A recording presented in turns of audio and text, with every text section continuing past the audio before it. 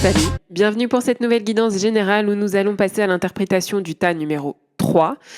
Donc, bien évidemment, si tu n'as pas eu le temps de choisir le tas qui t'attire, je t'invite à aller sur le tas numéro 1 pour prendre ce temps-là et ensuite de sélectionner l'interprétation, de ton tas. Actuellement, je n'ai pas encore fait, le tas numéro 4 donc bon voilà, reste connecté, si c'est le tas que tu as choisi, bientôt, enfin je sais pas quand, mais bientôt je ferai l'interprétation. C'est une guidance qui est sur 6 mois, donc si tu le fais, je sais pas, le dans 6 mois par exemple et ben, ça équivaudra pour les, 6 prochains mois. Donc il y a pas de date précise. Je l'ai fait là, mais tu peux revenir, sur ce tirage, dans 1 an, 2 ans, 3 ans, voilà. Il y a pas de c'est pas un tirage, spécial, 2026-2027. Voilà, donc c'est pas un tirage spécial 2027-2028. Enfin, c'est voilà, c'est vraiment sur une période de 6 mois. Bref, alors ça, personnellement, ce tas, je le trouve quand même assez particulier dans le sens où je vais pas te mentir, mais on est clairement sur une énergie qui n'est pas simple. On voit qu'on peut traverser une période où le moral est quand même assez très bas. Attention, je ne parle pas forcément ici d'une dépression au sens médical du terme, mais on est sur une forme d'abattement, de lassitude, de découragement, avec cette sensation parfois que tout devient quand même très compliqué en même temps. C'est comme si plusieurs conflits, plusieurs tensions ou plusieurs problématiques venaient s'accumuler. Et donc avec cette carte de l'adversaire, de l'oracle de la triade, il y a vraiment cette notion de quelque chose ou de quelqu'un qui vient agir contre tes intérêts. Il peut y avoir autour de toi une personne qui est particulièrement difficile. Ça peut être dans le milieu pro, perso, familial, amical ou sentimental.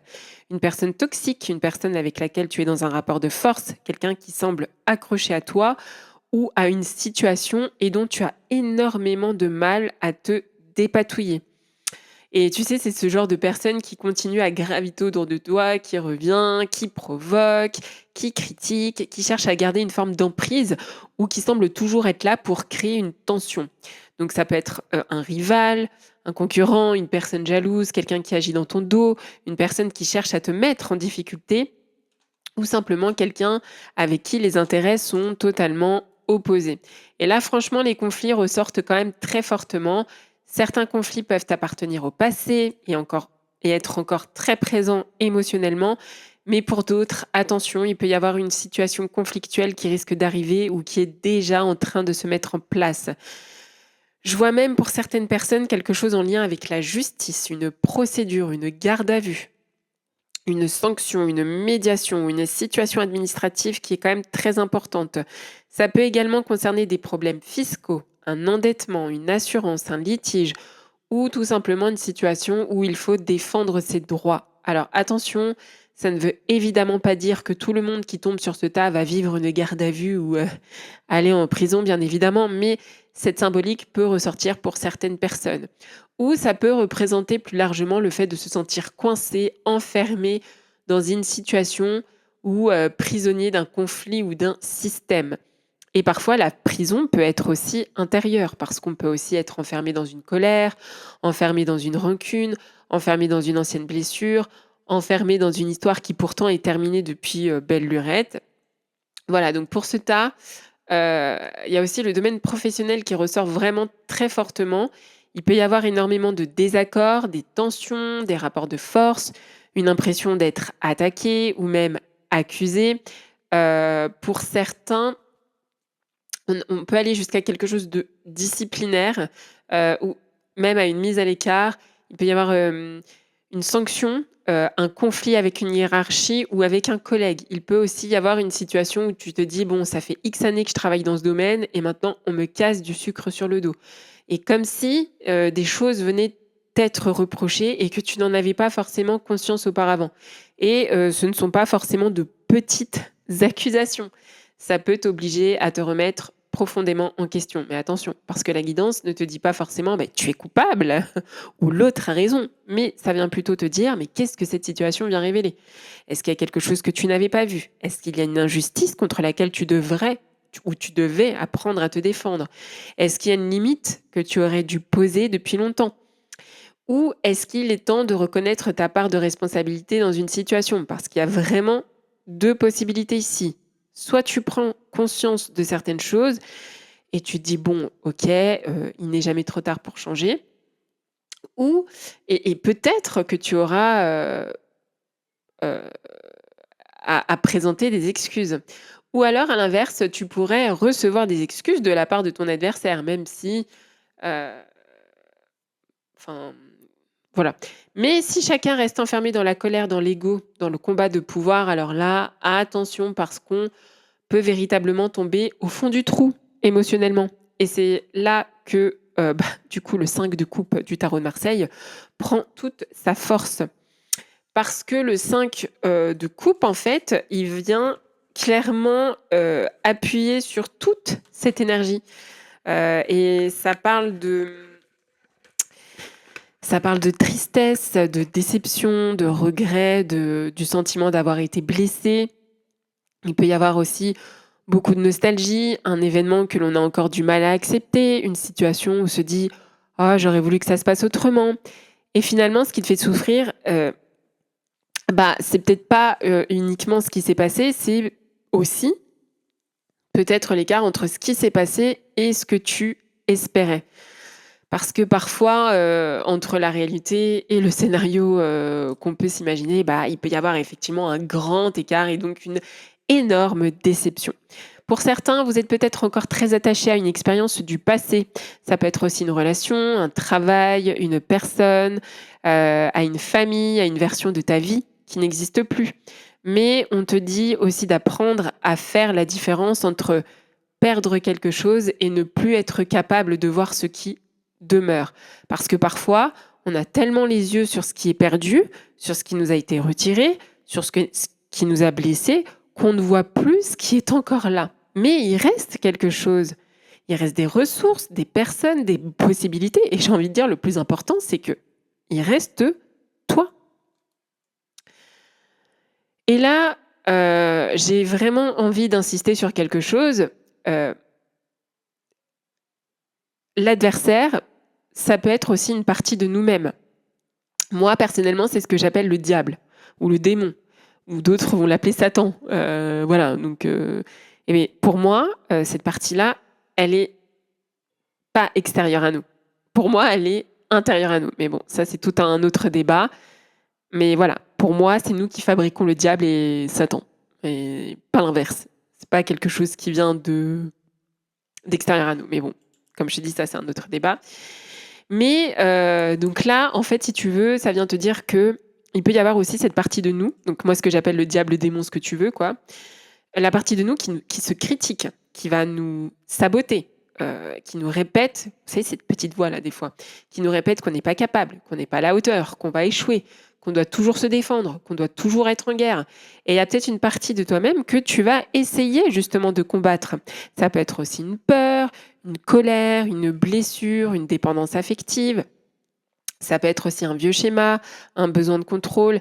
Et peut-être que le but n'est pas aussi de détruire cette partie de toi, mais plutôt de comprendre pourquoi elle est là. Parce que ce que tu vis, ça vient certainement révéler l'endroit où tu dois devenir plus solide. Si quelqu'un, en ce moment, te fait ressentir une fragilité, c'est le moment de te demander, mais qu'est-ce que cette personne vient réveiller en moi? Si quelqu'un te fait sentir inférieur, par exemple, demande-toi, pourquoi ce regard a autant de pouvoir sur moi? Si une personne autoritaire vient t'étouffer, peut-être c'est parce qu'elle vient réveiller en toi un sentiment immense de liberté. Et là, en fait, ce qu'on t'invite à faire pour ces 6 prochains mois, c'est d'enclencher la seconde. Il est temps de reprendre ta vie en main. Parce que ce qu'on voit là, c'est que tu vas avoir des choix à faire. Et aussi, il va falloir sortir d'une situation dans laquelle tu t'es peut-être trop longtemps accommodé. Si tu as autour de toi aussi une personne arrogante, heu, bah, cette personne, elle peut venir réveiller en toi ton sentiment d'infériorité. Mais surtout, le plus important, c'est de ne pas te laisser embarquer là-dedans. Le message, justement, c'est de lutter contre cette croyance. Tu n'as pas besoin de devenir comme cette personne et tu n'as pas besoin de te battre pour prouver ta valeur. Tu dois arrêter de laisser quelqu'un d'autre définir cette valeur à ta place. Tu vaux largement bien mieux que ça. Les petits tips que je peux te donner, en tout cas, pour ce tas-là, c'est que quand quelqu'un, va t'attaquer ou te critiquer là, ou si c'est déjà le cas, heu, juste pose-toi ces questions. Déjà, est-ce que cette critique, elle est vraie? Est-ce que cette critique, elle est utile? Et surtout, est-ce que tu es obligé de croire tout ce que cette personne pense de toi? Quoi qu'il, la réponse à cette dernière question, en tout cas, est souvent non. Et là, alors, comme tu l'as vu dans mon tirage, l'énergie globale, pour tout le monde, c'est le mat. Et le mat, ici, il vient mais te balayer tout ça, mais vraiment, ici, il vient te dire: «Mais enfin, c'est genre la tempête, l'ouragan, la tornade, tout ce que tu veux, mais balaie-moi tout ça de ta vie, quoi. Fais table rase. Il faut que tu casses aussi certains codes. Il faut que tu détruises les anciens mécanismes. Alors attention, il faut pas, forcément tout détruire, impulsivement, si je peux dire ça comme ça, mais il y a vraiment cette idée de ne plus continuer à porter ce qui est en train de littéralement te pourrir la vie. Et le mat, lui, ce qu'il vient te dire, en tout cas pour ce tas-là, c'est: «J'accepte de partir. J'accepte de quitter. J'accepte de lâcher. J'accepte de recommencer, de prendre une autre route». Et même si tu auras ce sentiment de ne pas encore exactement où, cette route va te mener. Mais ce que j'ai envie de te dire, c'est que tu n'as peut-être pas besoin de savoir exactement où tu vas pour comprendre que tu ne peux plus rester là où tu es. Là, en tout cas pour ce tas-là, vous avez tous les drapeaux rouges. Il n'y a aucun drapeau vert. Parfois, on s'accroche à une situation simplement parce qu'aussi on a peur du vide. Mais le vide peut aussi devenir un espace où quelque chose de nouveau peut se construire. Et pour ce tas, il y a vraiment, je le redis, mais il y a cette notion de chaos, de destruction nécessaire avant une reconstruction. C'est terrible parce qu'il y en a qui vont vraiment mal le vivre, mais ça va être terrible pour eux. Ou si c'est déjà le cas, ça a été terrible de vivre cette destruction. Mais c'est comme si qu'il fallait enlever certaines choses pour résoudre certains conflits qui n'étaient peut-être pas encore visibles, mais des conflits qui étaient quand même là en soum-soum, tu vois? Et ça va te permettre aussi de te débarrasser de certains poids. Même si on voit que même si tu vas devoir laisser, malheureusement, en chemin, des choses qui te tenaient à cœur, qui étaient importantes pour toi, qui te tenaient à cœur, bah, j'ai envie de dire malheureusement quand on doit faire des choix comme ça, de choisir une autre vie ou de se débarrasser, enfin de quitter quelque chose qui était toxique pour nous, malheureusement on laisse toujours une part, qui est compliquée pour nous. C'est cette phase de deuil, enfin de laisser mourir quelque chose auquel quand même on tenait et c'est vrai que ça peut être quand même, assez difficile, mais il faut, essayer d'arriver à le faire en douceur et ça peut être compliqué là, ça peut être on sent que cette phase-là de reconstruction va être quand même assez compliquée, mais tu en verras les résultats par la suite, même si pour le coup là, c'est, un gros coup de poing qu'on se prend dans la tronche, quoi. Hem,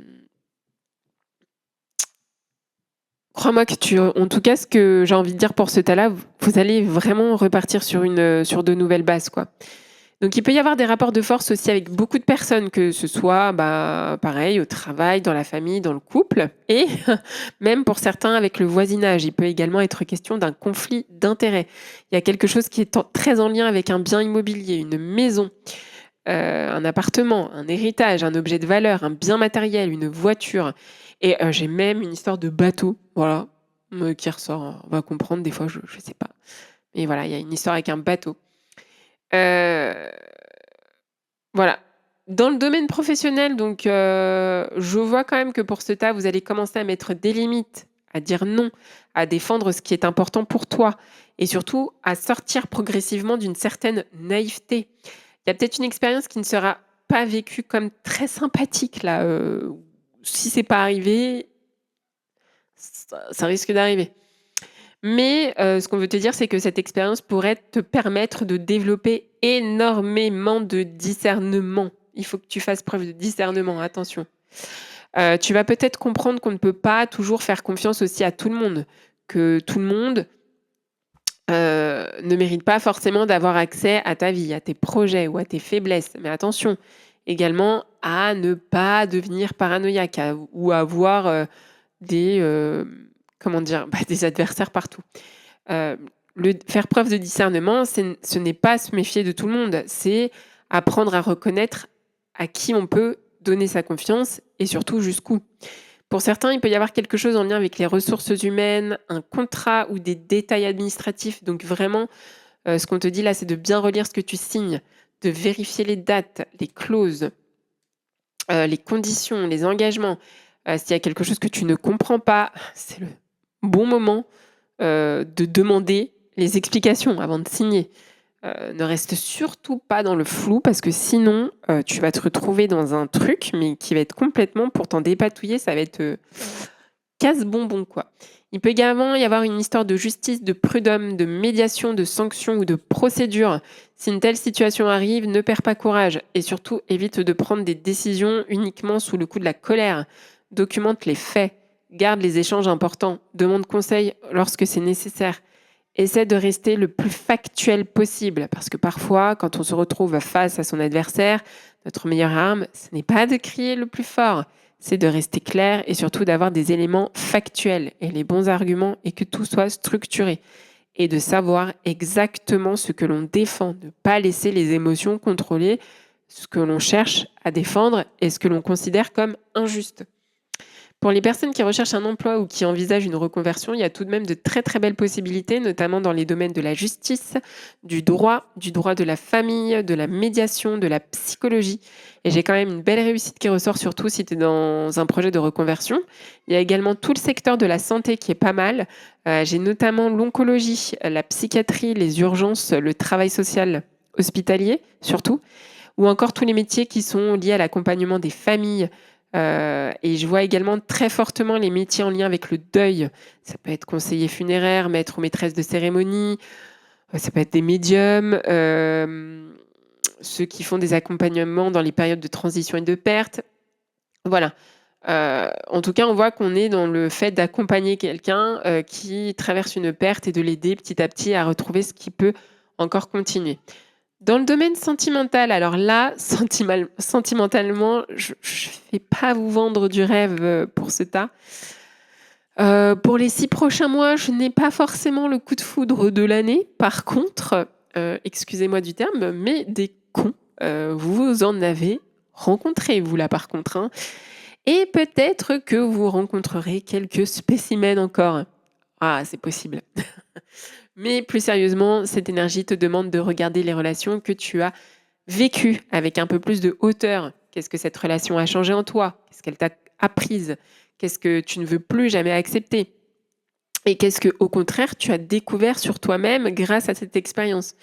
Et si tu es actuellement en couple, je vais être honnête, pour certains, il est peut-être temps de sortir de cette relation. Surtout si tu es dans une relation qui te détruit, qui te fait perdre ton identité ou dans laquelle il y a constamment des rapports de force. Mais pour d'autres, il peut s'agir d'une relation qui est mise sous pression par une personne aussi extérieure.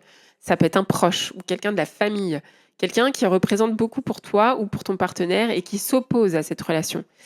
Mais la question qu'il va falloir se poser, c'est est-ce que tu vis ta relation pour toi ou pour répondre aux attentes des autres? Voilà.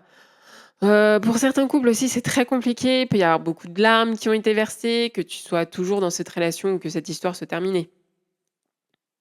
Pour les personnes qui sont en pleine séparation ou en plein divorce, on voit un combat qui peut être quand même assez long, compliqué. Là, on n'est pas dans un arrangement à l'amiable, en tout cas, contrairement au tas numéro 2 qui, eux, bah, bon, on voit que s'il y a un divorce, en tout cas, c'est fait d'une façon plus douce, mais là, ici, pas du tout, hein. On est dans the fighting, tu vois? C'est pas terrible. Bon, attention également aux personnes auxquelles tu te confies. Parfois, il vaut mieux garder certaines informations, sur soi, hein, pour le domaine sentimental. Tout le monde n'a pas besoin de connaître aussi tes blessures, ni de connaître tes stratégies de défense, par rapport à ce divorce ou à cette séparation. Et crois-moi que dans certaines situations, le silence, ça peut être une véritable protection. Voilà. Ce qu'on veut te dire aussi pour ce tas-là, tu ne peux pas sauver l'autre, hein. Tu dois te sauver toi-même avant toute chose. Tu ne peux pas faire le travail intérieur de quelqu'un à sa place parce qu'on voit que il y a quelqu'un là qui est autour de toi et tu cherches à sauver cette personne, mais si la personne elle veut pas, ça sert à rien, quoi. Tu ne peux pas aimer quelqu'un suffisamment fort pour que, bah, il guérisse s'il ne souhaite pas se regarder lui-même. Tu ne peux pas sauver une personne qui refuse d'être sauvée. Et parfois, à force de vouloir sauver l'autre et bah, on finit par se noyer avec lui. Donc voilà, hein, on fait attention à soi quand même là. On voit pourtant que tu as peut-être déjà fait un énorme travail sur toi, mais cette personne, qu'elle soit sentimentale ou même amicale, est peut-être arrivée dans ta vie pour réveiller certaines choses. Ça peut être des blessures, des peurs, des croyances, des mécanismes. Alors, prends le recul nécessaire. Parce qu'il est possible, que cette relation te permette justement d'avancer sur certains, de tes schémas. Mais attention, ça ne veut pas dire que tu dois rester dans une relation, qui te fait souffrir pour continuer d'apprendre, hein, non, surtout pas. Et donc parfois la leçon de tout ça justement, c'est peut-être de partir, mais bon, à un moment donné, il faut se réveiller ou enfin, faut je sais pas. Quand c'est trop toxique, quand on n'est pas bien, quand on est malheureux, quand on n'est pas épanoui, bah, voilà, il faut arrêter de se poser 1000 questions. Il faut arrêter justement d'avoir peur du vide et de combler ce vide par, en se disant que ce vide, on va le créer par quelque chose de nouveau, on va le combler par autre chose, mais qui nous fera du bien justement, hein. Ce vide, il est là justement pour, accueillir quelque chose de beau, et arrêter de parce que là, ça peut détruire, ta santé à rester dans une relation, pas ouf ouf, quoi. Parce que là, vraiment, il y a des blessures du passé, ou en tout cas, si tu es plus avec cette personne, on voit que ça a laissé une grosse, grosse cicatrice. Donc, si tu rencontres quelqu'un de nouveau, ne cherche pas à te défendre contre cette relation actuelle parce que, tu as connu cette ancienne blessure. Ne fais pas payer à quelqu'un aujourd'hui ce que quelqu'un d'hier t'a fait, quoi. Mais inversement, ne laisse pas non plus une ancienne blessure te faire accepter l'inacceptable. Voilà, c'est tout l'équilibre. Observe tes croyances, tes réactions aussi automatiques, tes mécanismes de défense. Ça peut être intéressant, ça peut en dire beaucoup. Est-ce que tu fuis parce que tu as peur d'être abandonné aussi? Est-ce que tu attaques avant d'être attaqué? Est-ce que tu essaies de tout contrôler? Est-ce que tu t'accroches à quelqu'un par peur du vide? Est-ce que tu choisis inconsciemment des personnes avec lesquelles tu dois toujours te battre pour être aimé? Voilà, donc c'est toutes les questions qu'il faut que vous vous posiez pour ce tas. Parce qu'avec l'adversaire, le combat, eh ben, à force, hein, si, c'est là depuis, quelques années, ça peut devenir une habitude. Mais c'est pas forcément une très bonne habitude, tu vois? Et quand on a vécu trop longtemps dans le conflit, bah, on peut finir aussi par croire que l'amour, c'est forcément compliqué. Eh ben, je vais peut-être te décevoir, mais non. Voilà, non, pas du tout. Et tu n'as pas besoin de souffrir pour, prouver que tu aimes non plus, hein. Voilà. En tout cas, avec ce tas, quel que soit ton statut sentimental, professionnel ou personnel, il y a quand même une notion de perte, malheureusement, ça ressort plus, plus, plus. Aimer, comme je te le disais en tout cas, grosso modo, c'est que cette perte peut devenir un passage. Ça peut être un dépouillement, comme si tu étais en train d'enlever tout ce qui était devenu trop lourd, toutes les anciennes blessures, les vieilles histoires, les relations qui ne te correspondent plus, les anciens schémas, les attentes irréalistes. Là, il y a vraiment un gros ménage, hein. Voilà. Voilà. Donc même si tu as perdu, même si tu es déçu, même si tu n'avais pas imaginé les choses comme ça, eh ben, tu peux repartir et crois-moi, tu peux, le lendemain et la chance de pouvoir faire quelque chose, de nouveau. Voilà, chaque jour, chaque fois qu'on se lève, chaque fois que le soleil se lève, c'est une chance qu'on a de pouvoir faire les choses autrement. C'est une grande chance que nous avons les amis, vraiment. Et le maths ici, c'est ce qu'il cherche à vous dire. Intéressons-nous un petit peu au domaine financier là pour ce tas. Donc prudence quand même, plus. Attention aux dépenses, aux crédits, aux dettes, aux dépenses imprévues. Il peut y avoir une période où tu as l'impression qu'il faut repartir de zéro ou remettre complètement de l'ordre dans tes finances. Pour certains, il peut être question d'huissier, de notaire, d'avocat, d'assurance ou une procédure administrative très très très longue. Arme-toi de patience, courage, courage, courage. Il peut également y avoir quelque chose en lien avec l'étranger. Un départ qui ne serait pas forcément totalement choisi, un retour, un changement de pays, une situation administrative impliquant l'étranger. Donc ici, le conseil, c'est vraiment de ne pas fuir les problèmes financiers ou administratifs parce que la fuite, malheureusement, peut parfois augmenter les problèmes. Faites les comptes, regarde aussi la réalité en face, même si elle te fait peur. Appelle les organismes concernés si tu as une difficulté. Demande des délais lorsque c'est possible. Cherche des solutions, vraiment. Il y en a, il y en aura. Mais surtout, ne laisse pas les courriers s'empiler dans ta boîte aux lettres sans les ouvrir. Donc, pour terminer, j'ai envie de te donner quelques petits conseils pour ce tas. Ce qu'en tout cas, le message qu'on essaie de te faire passer, c'est déjà d'identifier ton adversaire. Essaie de te demander contre quoi réellement tu es en train de te battre. Est-ce que c'est une personne? Est-ce que c'est une situation? Est-ce que c'est une injustice? Est-ce que c'est une blessure intérieure? Parce que parfois, ce qu'on pense combattre, enfin, on pense combattre quelqu'un, alors qu'en fait, on est en réalité de combattre une peur qui existe en nous depuis très longtemps. Ensuite, choisis tes combats. Tu n'as pas besoin de répondre à toutes les provocations. Tu n'as pas besoin de convaincre tout le monde. Tu n'as pas besoin non plus d'avoir le dernier mot.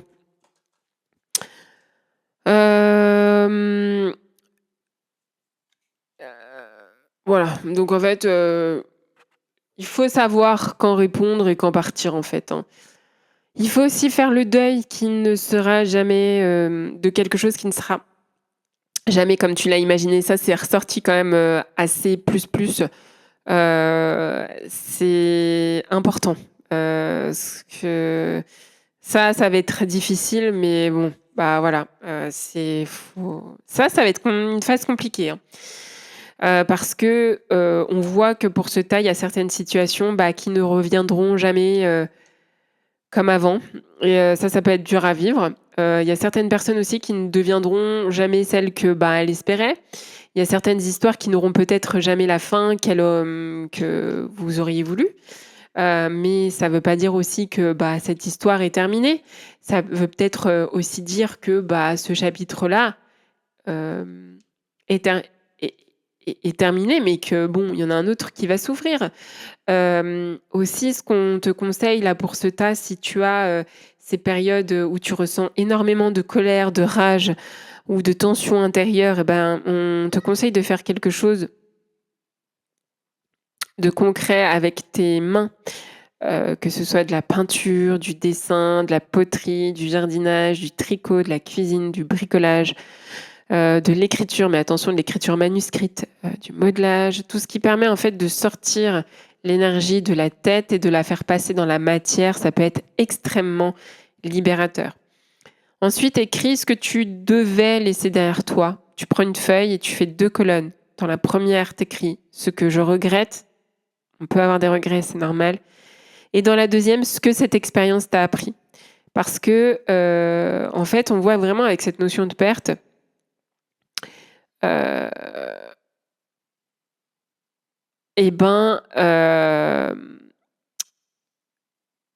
cette perte, va venir obliger à renforcer quelque chose. Et parfois, derrière cette immense déception, il y a une version de toi qui est en train de devenir, en fait, beaucoup plus solide. Sache-le.